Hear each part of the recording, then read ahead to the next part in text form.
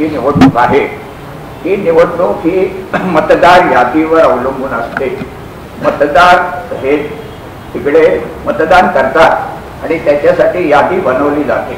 ही यादी संपूर्णपणे पारदर्शक असली पाहिजे, त्यात त्रुटी असता कामा नये, त्याच्यामध्ये घोटाळे असता कामा नये, एकच नाव ज्या ठिकाणी असता कामा नये।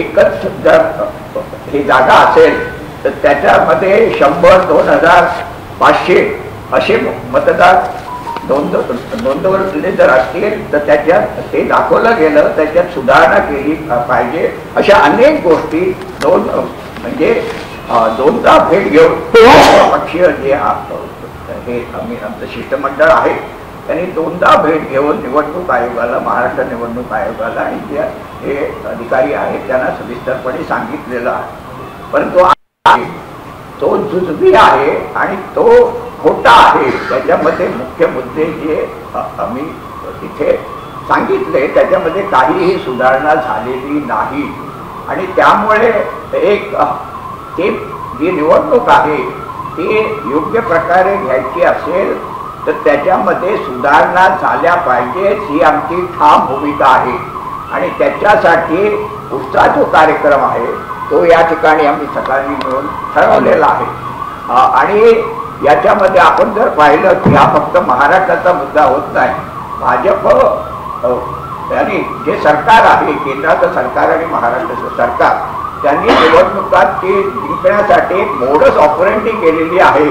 बोगस यादी करायची, मतदार वाढवायचे, खोटे मतदार करायचं आणि अशा पद्धतीने निवडणूक जिंकण्याचा प्रकार त्यांचा चालू असतो। त्याचा कुठेतरी बंदोबस्त केला पाहिजे, तो महाराष्ट्रामध्ये होऊ शकतो, झाला पाहिजे, आमची भूमिका आहे। त्याच्यानंतर मतदार यादीचा मुद्दा हा प्राथमिक मुद्दा आहे, पण दुसरे अनेक मुद्दे आहेत ते नंतर आपल्याला घ्यावे लागतील। म्हणजे जे प्रभाग आहेत त्या प्रभागमध्ये ते व्हीव्हीपॅट स्लिप आपल्याला मिळायची, पण ती स्लिपिंग आम्ही देणार नाही अशी त्यांनी भूमिका घेतलेली आहे।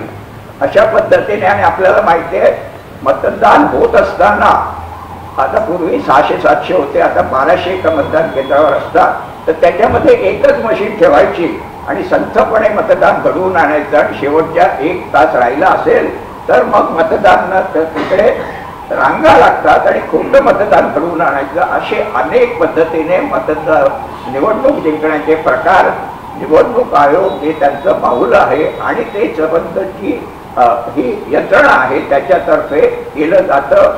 त्याला आम्ही दुरुस्ती करा अशी भूमिका घेतलेली आहे।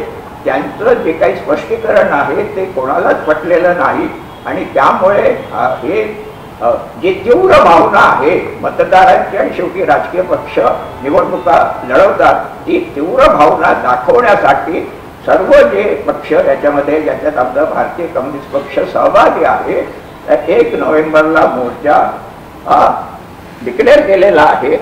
त्याची संपूर्ण नंतर माहिती, अधिक माहिती आपल्याला देण्यात येईल, पण या मोर्चामध्ये भारतीय कम्युनिस्ट पक्ष संपूर्णपणे सहभागी असेल इतकंच मी या ठिकाणी सांगतो आणि थांबतो। आता isakal.com आहे देशातील नंबर 1 ची मराठी न्यूज वेबसाईट।